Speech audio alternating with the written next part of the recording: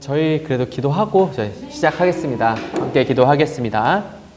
사랑해 주님 감사합니다. 우리가 이 시간 함께 모여서 또한 주님께 나아가오니 아버지 우리의 마음을 받아주시옵소서.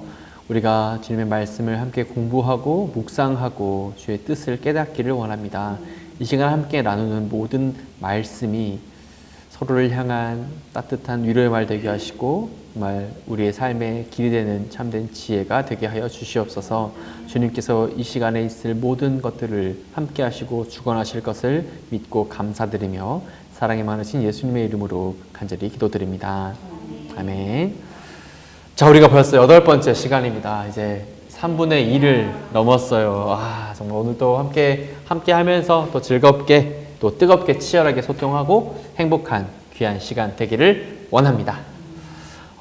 여러 사람들이 함께 살아가는 곳, 그러니까 공동체죠. 공동체 안에는 일정한 행동 원칙이라든지 규칙이라든지 뭐 그런 게 있는 것 같습니다. 예를 들면 저희가 특별한 사정이 있지 않고는 말하지 않아도 저희가 토요일마다 2시에는 이곳에 모여가지고 성경 공부를 하는 것이 또 영신교회 6층에서 또 두란노실에서 만나기로 약속을 했기 때문이지 않습니까? 이 약속은 우리의 삶에서 한 주간의 또 치열한 삶 속에서 이것을 기억나게 하고 금요일쯤 되면은 내일 성경 공부 있구나, 내일 또 2시에 가야겠구나, 이렇게 기억나게 해서 와서 준비하게 합니다. 이 원칙이 없었다면 아마도 우리는 함께 모여서 공부할 수 없었을 거예요. 이런 원칙들 중에서 굉장히 오랜 세월 동안 또 아주 오랜 세월 동안 사람들에게 영향을 주는 것들을 우리가 흔히 전통이라고 부르고 있습니다. 그리고 이런 전통, 트래디션, 이런 전통의 영향을 많이 받죠.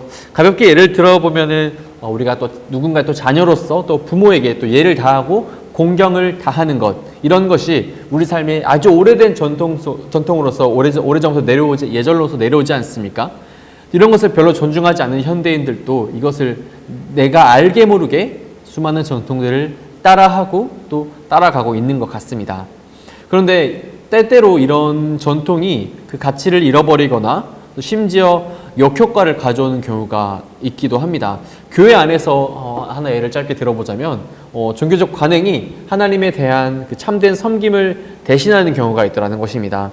우리는 모두 하나님께 예배하는 예배자입니다. 이것을 우리가 전통적으로 아주 오랜 세월 동안 지켜왔던 예전에 전통이죠, 전통. 그런데 하나님을 사랑하고 하나님을 섬기는 이 마음이 없이 정말 의례적으로 우리가 그냥 당연하게 하나님께 나와서 교회에 와서 형식적으로 예배를 드리고 다시 집으로 돌아간다면 이 하나님을 향한 온전한 섬김, 과연 그 사람을 진정한 예배자라고 부를 수 있겠습니까? 아무래도 좀 그렇게 부르기는 조금 뭔가 좀 부족한 듯한 그런 느낌이 들죠. 이렇게 우리 주변에 있는 전통 또 신앙생활 습관들이 있습니다. 나도 모르게 정말 자연스럽게 행하는 그런 것들이 있죠. 그것을 이 시간 함께 생각을 해보았으면 좋겠습니다. 교회, 또 가정, 또 직장에서 때로는 혼자 있을 때 나에게는 어떤 습관이 있는지 한번 고민해 보시길 바랍니다. 또 그런 습관이 하나님과 친밀감을 느끼게 하는데 도움이 됩니까? 아니면 하나님과 더욱 거리감을 느끼게 합니까? 나의 습관을 한번 생각해 보시고 함께 이 시간 나눠보았으면 좋겠습니다. 우리가 오늘 8과인데 이 8과에서는 예수님께서 바리새인들과 또 그들의 전통을 정말 호되게 아주 강도 높게 비난을 하십니다. 말씀을 읽어보면 알 수 있듯이 예수님께서 좀처럼 화를 내지 않으시는 분이셨는데 오늘 말씀을 읽어보면 굉장히 화를 내셨다라는 것을 알 수 있습니다. 그렇게 화를 내셨던 이유가 무엇인지 오늘 말씀을 읽어가시면서 함께 찾아보았으면 좋겠습니다. 오늘 말씀 마가복음 6장 53절부터 7장 37절까지의 말씀을 우리 함께 한 절씩 읽어보겠습니다. 제가 먼저 읽겠습니다. 건너가 게네사렛 땅에 이르러 대고 배에서 내리니 사람들이 곧 예수신 줄 알고 그 온 지방으로 달려 돌아다니며 예수께서 어디 계시다는 말을 듣는 대로 병든 자를 침상째로 메고 나오니 아무데나 예수께서 들어가시는 지방이나 도시나 마을에서 병자를 시장에 두고 예수께 그의 옷 갈아도 손을 대게 하시니 간구하니 손을 대는 자는 다 성함을 얻느니라. 바리새인들과 또 서기관 중 몇이 예루살렘에서 나와서 예수께 모여들었다가 그의 제자 중 몇 사람이 부정한 손 곧 씻지 아니한 손으로 떡 먹는 것을 보았더라. 바리새인들과 모든 유대인들은 장로들의 전통을 지키어 손을 잘 씻지 않고서는 음식을 먹지 아니하며 또 시장에서 돌아와서도 물을 뿌리지 않고는 먹지 아니하며 그 외에도 여러 가지를 지키어 오는 것이 있으니 잔과 주발과 녹그릇을 씻음이러라. 이에 바리새인들과 서기관들이 예수께 묻되 어찌하여 당신의 제자들은 장로들의 전통을 준행하지 아니하고 부정한 손으로 떡을 먹나이까? 이르시되 이사야가 너희 외식하는 자에 대하여 잘 예언하였도다. 기록하였으되 이 백성이 입술로는 나를 공경하되 마음은 내게서 멀도다. 사람의 계명으로 교훈을 삼아 가르치니 나를 헛되이 경배하는도다 하였느니라. 너희가 하나님의 계명을 버리고 사람의 전통을 지키느니라. 또 이르시되 너희가 너희 전통을 지키려고 하나님의 계명을 잘 저버리는도다.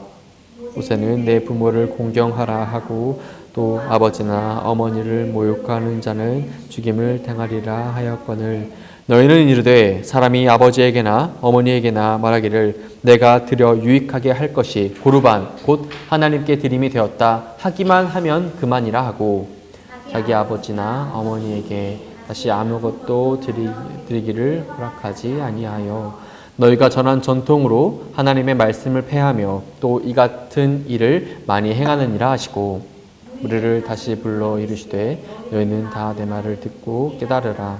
무엇이든지 밖에서 사람에게로 들어가는 것은 능히 사람을 더럽게 하지 못하되 사람 안에서 나오는 것이 사람을 더럽게 하는 것이니라 하시고 무리를 떠나 집으로 들어가시니 제자들이 그 비유를 묻자온데 예수께서 이르시되 너희도 이렇게 깨달음이 없느냐? 무엇이든지 밖에서 들어가는 것이 능히 사람을 더럽게 하지 못함을 알지 못하느냐? 이는 마음으로 들어가지 아니하고 배로 들어가 뒤로 나감이라. 이러므로 모든 음식물을 깨끗하다 하시니라. 또 이르시되 사람에게서 나오는 그것이 사람을 더럽게 하느니라.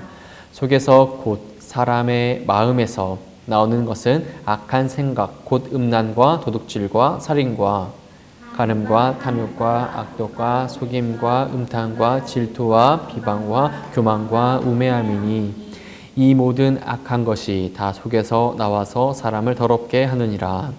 예수께서 일어나사 거기를 떠나 두로 지방으로 가서 한 집에 들어가 아무도 모르게 하시려 하나 숨길 수 없더라. 이에 더러운 귀신 들린 어린 딸을 둔 한 여자가 예수의 소문을 듣고 곧 와서 그 발 아래에 엎드리니 그 여자는 헬라인이요 수로보니게 족속이라. 자기 딸에게서 귀신 쫓아내 주시기를 간구하거늘 예수께서 이르시되 자녀로 먼저 배불리 먹게 할지니 자녀의 떡을 취하여 개들에게 던짐이 마땅치 아니하니라. 여자가 대답하여 이르되 주여 올소이다마는 상 아래의 개들도 아이들이 먹던 부스러기를 먹나이다. 예수께서 이르시되 이 말을 하였으니 돌아가라. 귀신이 내 딸에게서 나갔느니라 하시매 여자가 집에 돌아가 본즉 아이가 침상에 누웠고 귀신이 나갔더라.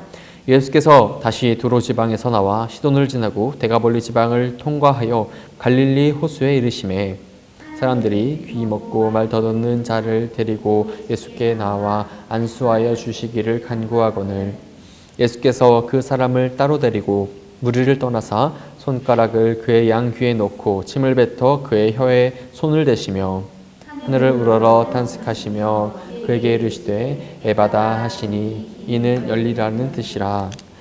그의 귀가 열리고 혀가 맺힌 것이 곧 풀려 말이 분명하여졌더라. 예수께서 그들에게 이르시되 경고할수록 그들이 더욱 널리 전파하니 함께 읽겠습니다. 사람들이 심히 놀라 이르되 그가 모든 것을 잘하였도다. 못 듣는 사람도 듣게 하고 말 못하는 사람도 말하게 한다 하니라. 아멘. 예수님께서 이제 배를 타고 건너가셔서 게네사렛 땅에 이르셨습니다. 역시나 그곳에서도 도착하자마자 이분이 예수님이시구나 하고 정말로 수많은 사람들이 예수님 앞에 나왔죠. 예수님은 그곳에 자기 앞에 왔던 사람들을 차별 없이 아무데나 돌아다니시며 도심이나 마을에서나 고쳐주셨습니다. 그들을 치료해 주시고 또 정결하게 해 주셨죠. 그런데 그런 예수님을 향한 부정적인 시선이 있었습니다. 바로 바리새인들과 서기관들이었죠. 흔히 우리가 율법 교사들, 율법 선생이라 말했던 그런 사람들입니다. 그들은 부정한 다른 사람들과 접촉하면 접촉한 나 자신 또한 부정해진다라고 생각을 했습니다.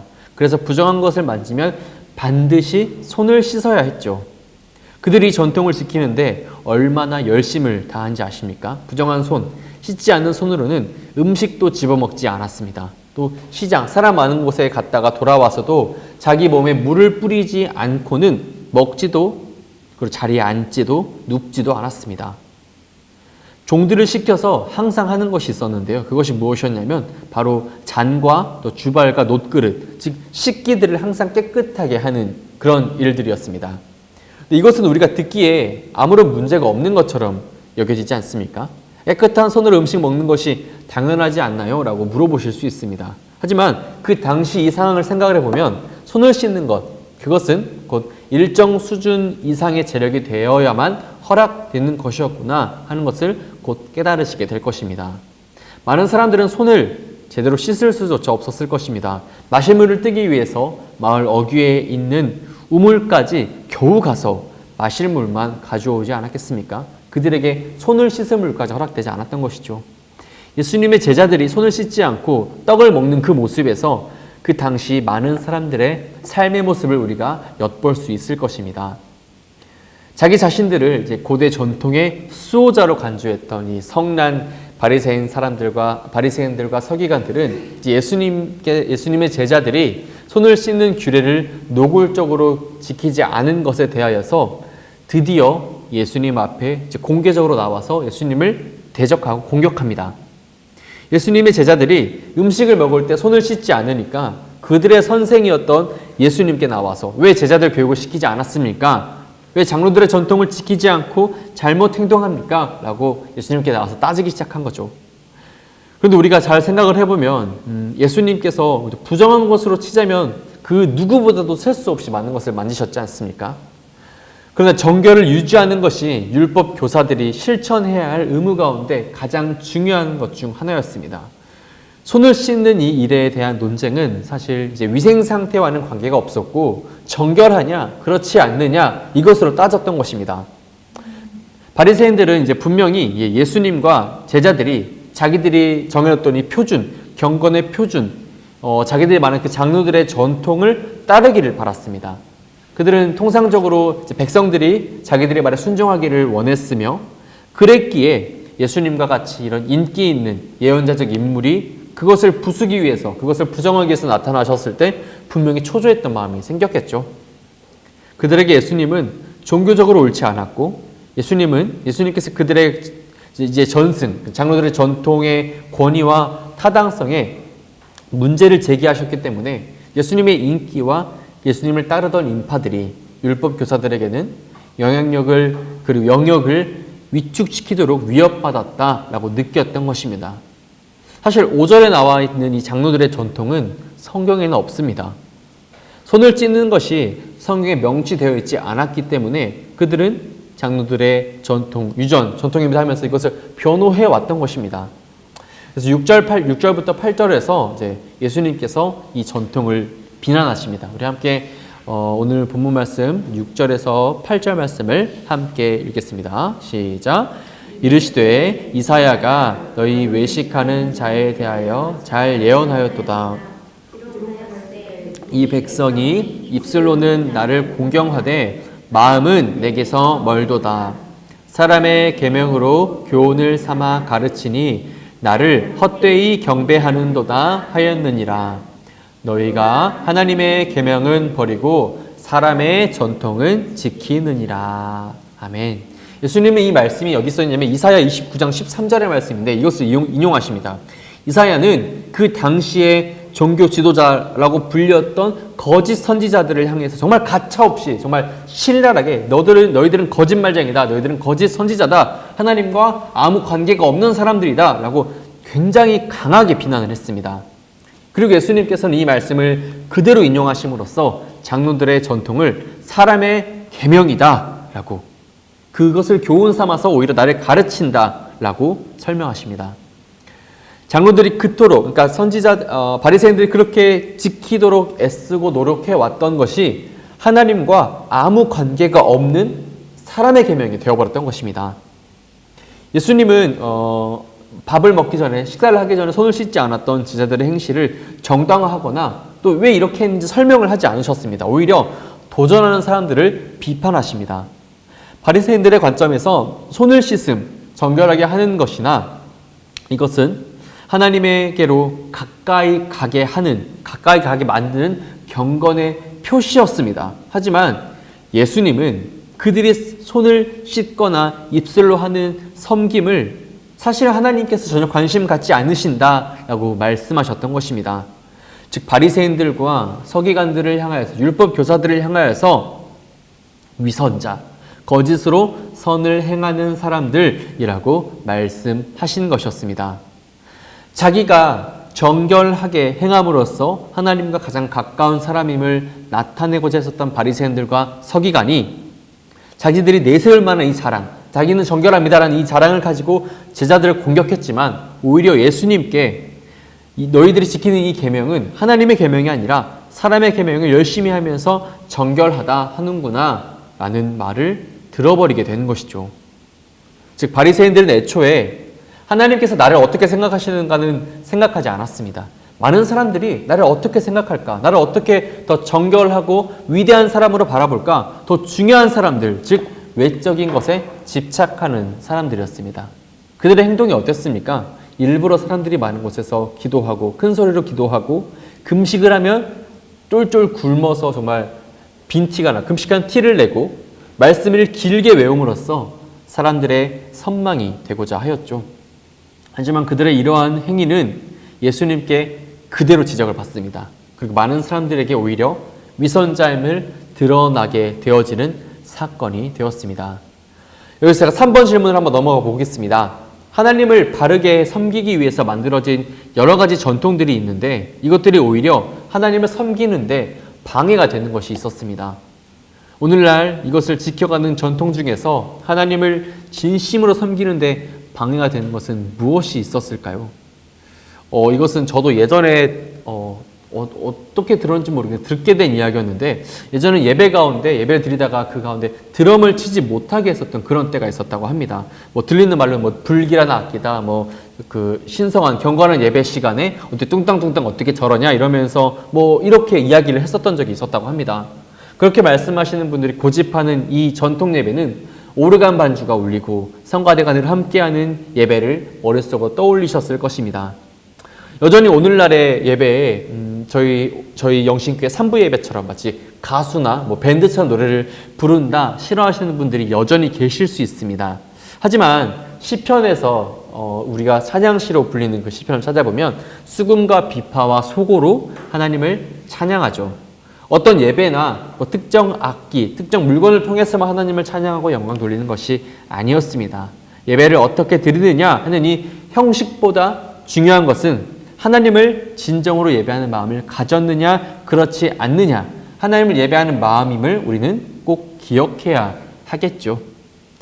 우리 주변에도 사실 우리에게는 되게 익숙하지만 하나님을 영화롭게 하지 못할 수 있는 전통들이 분명히 있을 수 있을 것입니다. 그것이 무엇인지 이 시간 함께 생각을 해보시고 이것에 마음을 바꾸어서 이것이 중요한 게 아니라 하나님께 진정으로 예배를 올려드리는 게 더 중요하구나 라는 것을 깨닫는 우리가 되었으면 좋겠습니다. 바리새인들과 예수님과의 이 갈등의 주된 쟁점은 바로 부정한 것, 어떤 것을 부정하게 여기느냐라는 것의 견해 차이였습니다. 예수님과 바리새인들이 부정을 바라보는 시선이 어떻게 달랐습니까? 15절, 16절, 그리고 18절부터 20절의 말씀을 함께 같이 읽어보겠습니다. 먼저 15절, 16절입니다.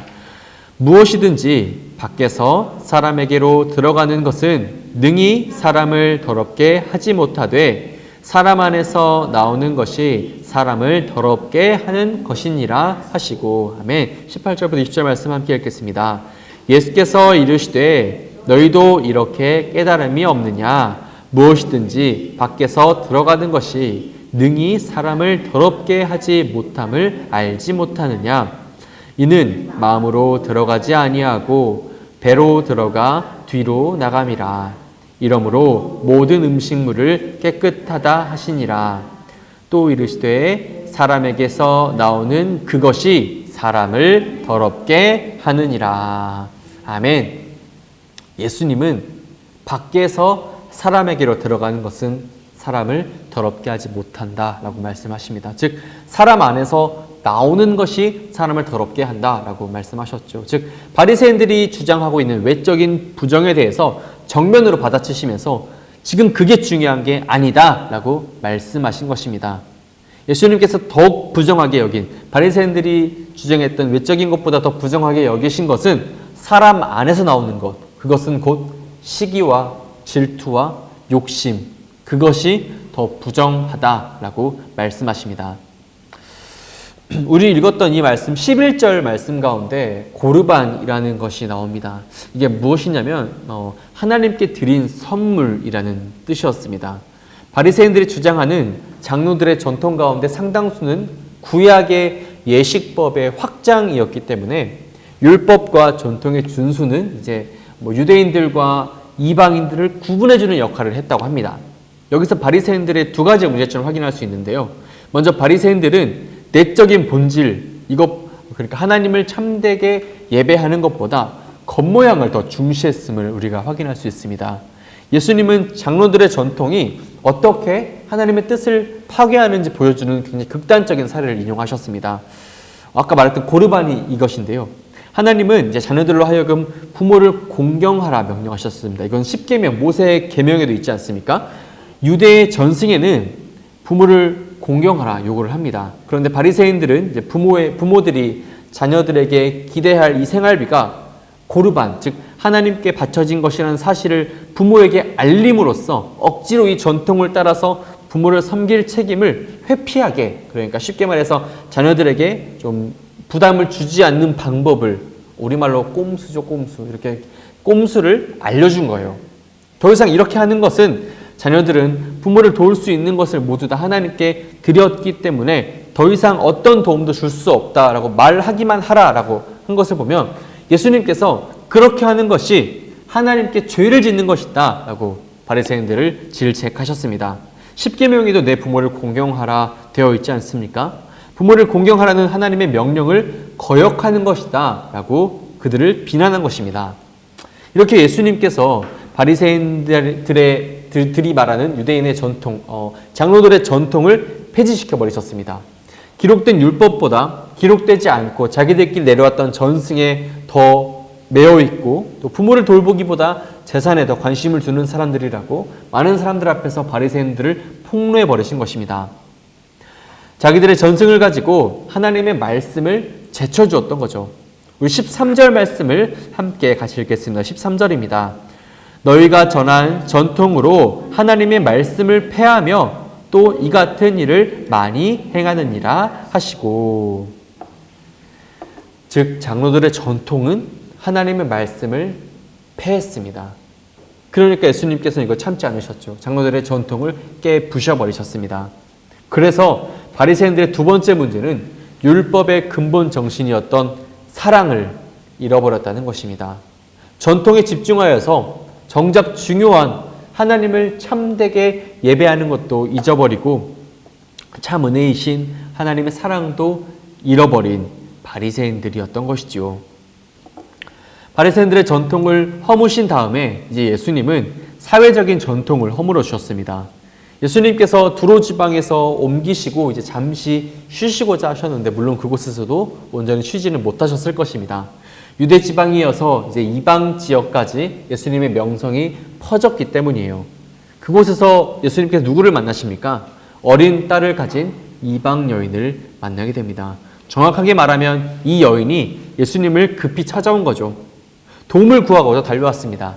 딸이 귀신에 들려서 고통을 당하고 있으니까 딸에게서 귀신을 내쫓아 주십시오 라고 예수님께 와서 요구합니다. 마가복음 7장 26절에서 이 성경의 저자 마가는 이 여인을 헬라인이요 또 수로보니게의 족속이다, 즉 이방 여인이다 라고 소개를 합니다. 이렇게 소개한 것은 우리들에게 무엇인가 떠오르게 하기 위해서 일부러 이렇게 사용합니다. 이 여인은 이방의 이교도죠. 그리스도교인이 아니었습니다. 병에 걸린 사람은 그가 걸린 병으로 인해서 부정한 사람이 되었겠지만 이방인들은 이방인이었기 때문에 부정하게 여겨졌습니다. 그렇기 때문에 이 수로보니게 여인의 이 겸손한 이 요청은 이 말씀을 읽는 우리들에게 그 작은 긴장감, 굉장히 쫄깃한 그런 상황을 나타내 보여주고 있습니다. 자신의 딸에게 들린 이 귀신을 내쫓아달라는 여인의 부탁은, 그리고 그 여인의 말에 이어지는 예수님과 대화는 우리들에게 놀라움을 줍니다. 27절 말씀을 함께 같이 읽겠습니다. 예수께서 이르시되 할지니 자녀의 떡을 취하여 개들에게 던짐이 마땅치 아니하니라. 이 말씀 우리가 여러 번 들어봤지만 어떻게 들리십니까? 예수님의 이 말씀이 따뜻하게 들리십니까? 아니죠. 따뜻하지 않습니다. 정말 상냥하지 않습니다. 굉장히 땡정하죠. 굉장히 딱딱하고 사실 굉장히 모욕적인 말이지 않습니까? 이 여인이 예수님께 와서 얼마나 간절히 부탁을 했는데 그 부탁을 아니다, 나는 자녀를 먼저 먹인다, 걔는 나중에 먹일 거야, 이렇게 말씀하셨지 않습니까? 그런데 이 먼저 자녀를 먹이겠다라는 이 말씀에 이방인들도 약간은 희망이 있다라는 사실을 나타내기도 합니다. 자녀들이 먼저 배불리 먹을 때까지 기다려야 하겠지만 말입니다. 하나 또 놀라운 것은 이 여인이 자신의 이 간절한 부탁에 친절하지 않으셨던 예수님의 대답을 듣고 포기했습니까? 아니죠. 포기하지 않았습니다. 이 말씀에 빠르게 수긍을 합니다. 그리고 어쩌면 재치라고 할 수 있겠죠. 재빠르게 재치 있게 답을 하고 예수님의 비유를 확대해서 이렇게 답을 합니다. 28절 말씀을 함께 같이 읽겠습니다. 여자가 대답하여 이르되 주여 올소이다마는 상 아래 개들도 아이들이 먹던 부스러기를 먹나이다. 아멘. 정말 아멘이 절로 나오는 대답입니다. 이 말이 우리들에게 또 다른 놀라움을 주는 이유는, 이것은 이 수로보니게 여인이 예수님의 그동안의 그 수수께끼 같은 이 비유의 말씀을 듣고 그 말씀을 즉시 의미를 파악했다라는 것이었습니다. 이게 얼마나 대단한 거였냐면, 심지어 예수님의 제자들, 항상 예수님의 옆에서 그 사역을 보았고 그 말씀을 들었던 제자들도 이 비유의 참 뜻을 알지 못해서 예수님께 그 뜻을 물어볼 정도였는데, 이방 여인이, 예수님에 대해서 소문으로만 들었던 이 여인이 예수님의 비유에 곧바로 응답을 했고 또 이것을 해석해서 자기만의 답을 내리지 않습니까? 자녀들을 이스라엘, 개들은 이방인들, 즉 자신들을 나타낸다는 사실을 곧바로 인식을 합니다. 이스라엘은 하나님의 자녀로서 이해가 되었습니다. 어떤 사람들은 자기들을 개다라고 모욕함으로써 불결하고 또 우상 숭배하는 이방인들도 경멸하기도 했습니다. 그런데 이 여인은 예수님의 비유의 이 말씀을 듣고서 이해하고 받아들였습니다. 이스라엘은 이방인들보다 앞서며 이방인의 때가 아직 오지 않았구나 하는 그 말씀을 마음 가운데 받아들인 것입니다. 하지만 예수님을 통한 이 말, 어쩌면 굉장히 모욕스럽고 치욕스러웠던 이 말이 이 여인을 고통스럽게 하지 않았던 것을 확인할 수 있습니다. 이 여인은 마가복음에서 예수님과 함께 선교에 관한 건설적인, 그러니까 긍정적인 이야기를 하는 첫 번째 사람이 되었습니다. 여기서 예수님께서 말씀하셨던 이 개는 마을을 떠돌아다니는 그런 들개나 그런 사냥개가 아니었습니다. 집 안에서 사람들과 함께 살아가고 있는 작은 애완견을 가리켜서 하신 말씀이었습니다. 상 아래에 있는 개들이 자녀들이 조그만 음식을 떨어뜨렸을 때 그것을 주워서 먹습니다. 즉, 이 여인은 하나님의 복음 전체를, 이 말씀 전체를 요구한 것이 아니라, 음식 전체를 요구한 것이 아니라 먹고 남은 부스러기, 아주 작은 조각, 작은 개를 위한 예수님의 능력에 아주 작은 부스러기만을 요구했던 것이었습니다.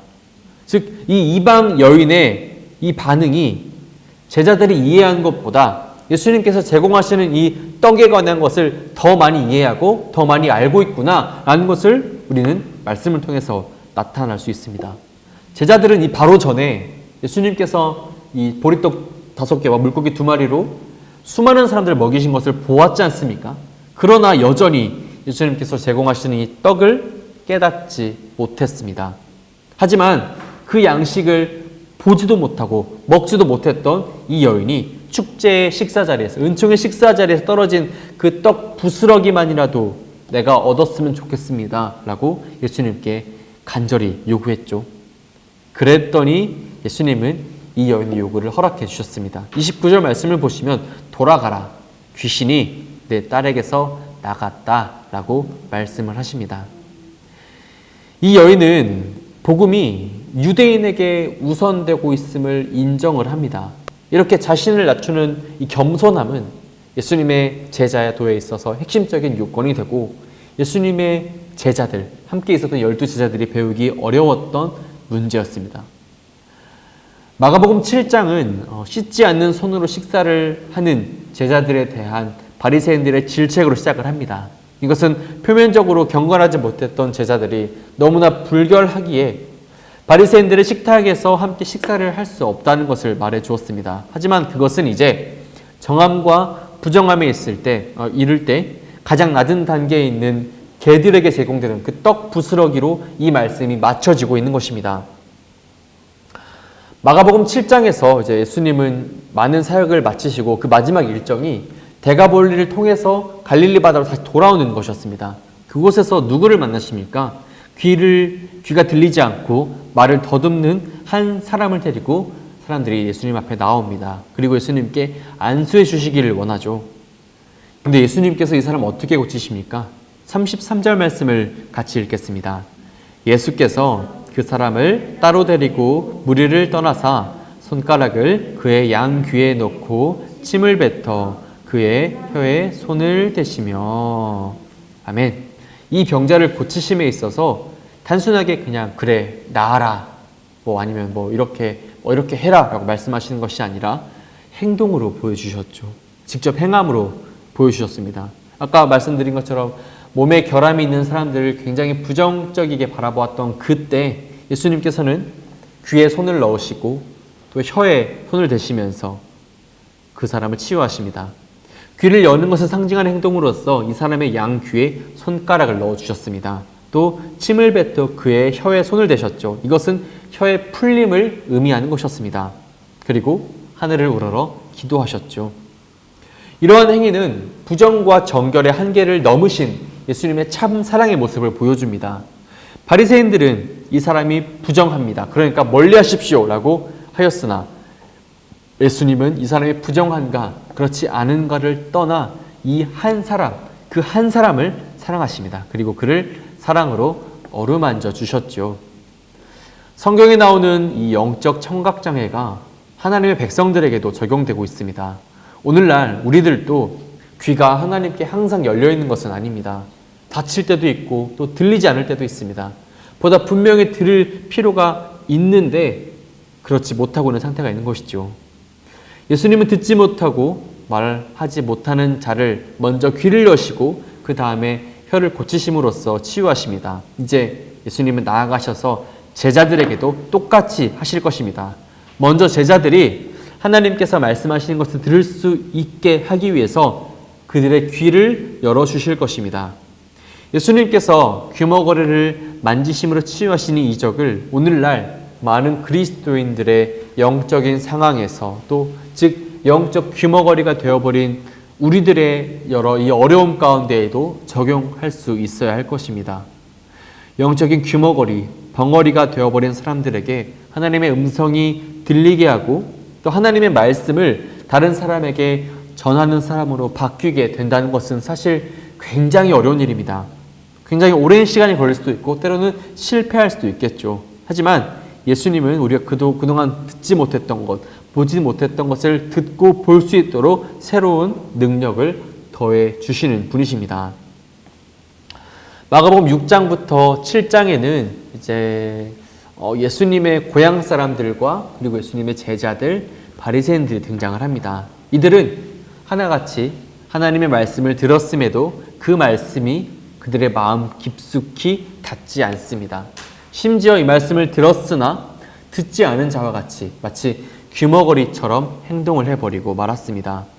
예수님의 고향 사람들은 예수님을 그냥 그저 그런 친구의 아들, 아는 동생의 아들, 목수의 아들로만 생각을 하고 예수님을 그렇게 받아들임으로써 예수님께서 하시는 이 말씀의 참된 진리를 깨닫지 못하죠. 제자들 또한 예수님 옆에서 예수님께서 하셨던 수많은 사역들을 바라보고 또 말씀으로 받아들이고자 하였지만 자기의 상황과 형편의 어려움으로 인하여서 마음이 다치고 또 마음이 둔해졌지 않습니까? 그 말씀을, 참된 말씀을 고지고대로 받아들이지 못하고 귀머거리가 되어버리고 말았습니다.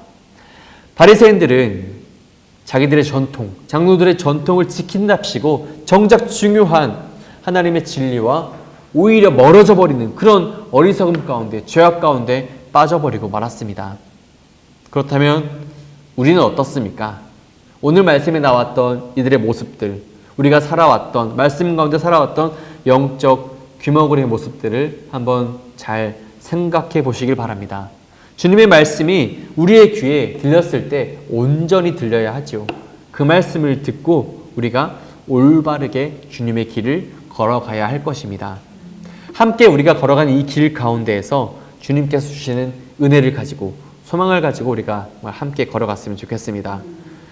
정결함과 부정함을 따지지 않고 한 영혼이라도 더 하나님께 올려드리기에 앞장서셨던 예수님께서 이제 우리에게 오고 계십니다. 우리에게 오신 예수님과 함께 기쁨의 날, 소망의 날을 살아가는 우리 모두가 되기를 간절히 원합니다. 이것으로 강의를 마치고 질문으로 넘어가겠습니다.